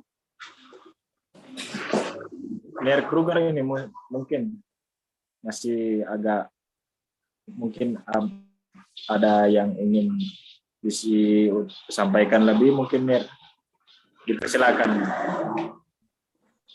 Ya, udah di penghujung diskusi ya. Setelah ini mungkin Mas Gali bisa menutupnya Closing statement mungkin. dengan closing kayak caleg-caleg closing statement.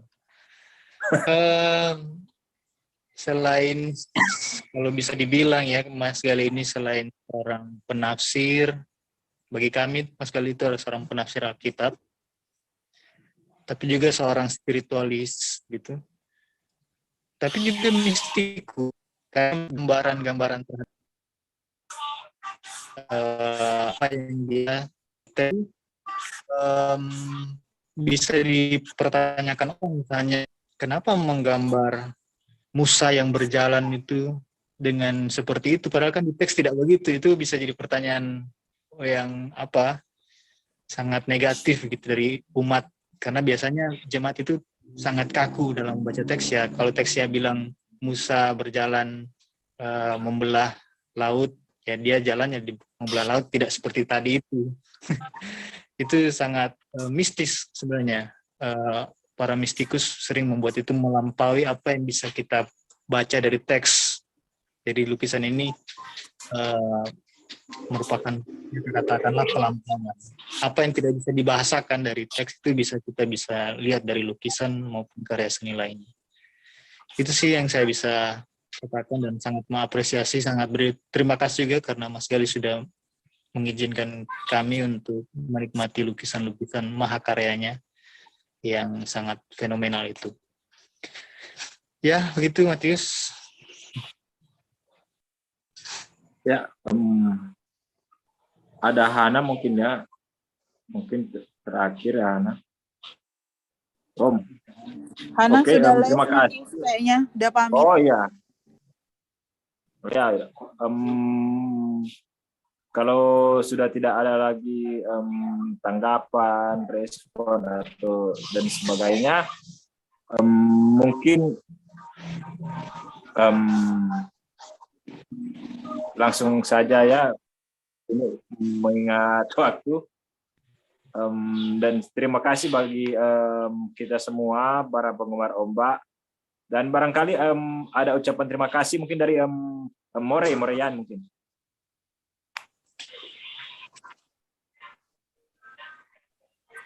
Sebelum closing statement. Moreyan juga sudah tidak di room. Mungkin karena jaringan kali. Mungkin jaringan ya. Iya, memang lagi hujan juga di sini, di Manado ini.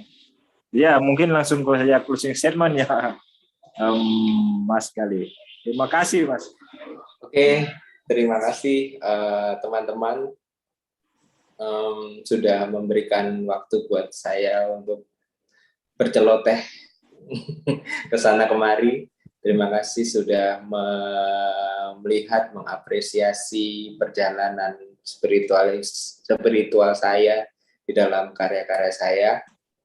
Saya mohon maaf kalau banyak kekurangan atau keterbatasan saya berbahasa. Saya teringat di Keluaran 35 itu bercerita tentang seorang yang namanya Bezaleel. Dia tuh dikaruniai Allah, dikaruniai roh Allah untuk memiliki keahlian, pengertian dan pengetahuan untuk berbagai macam rancangan yang dikerjakan dari emas, perak, tembaga, dan saya melihat itu dia adalah seniman kedua selain Allah. Selain di dalam kitab Keluaran itu, saya melihat Bezaleel itu adalah seniman yang diceritakan oleh Alkitab gitu, bahwa Tuhan itu memampukan kita dengan daya kreativitas, daya cipta. Jadi pergunakanlah itu, pergunakanlah nggak sekedar nggak cuma kemampuan kognitif, kemampuan otak, tetapi kemampuan mencipta, karena kita diciptakan serupa dan segambar oleh Allah. Terima kasih. Ya, terima kasih Mas Gali.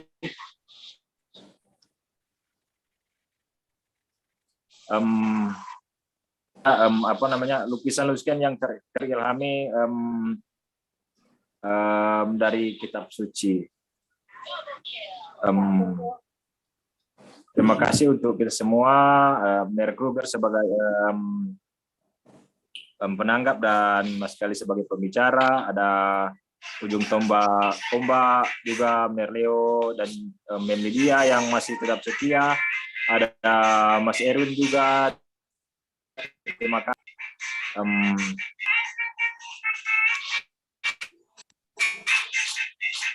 Barangkali apa ya? Udah ya, kita tutup sampai di sini saja atau gimana ini? Keren pokoknya keren.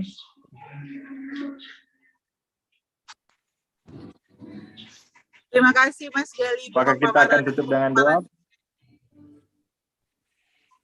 Sama-sama. Mungkin bisa.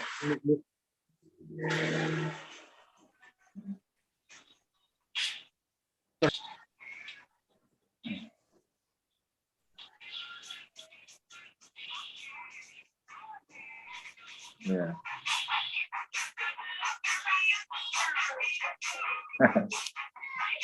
Terima kasih semua. Kepada Stefan Matri juga terima kasih.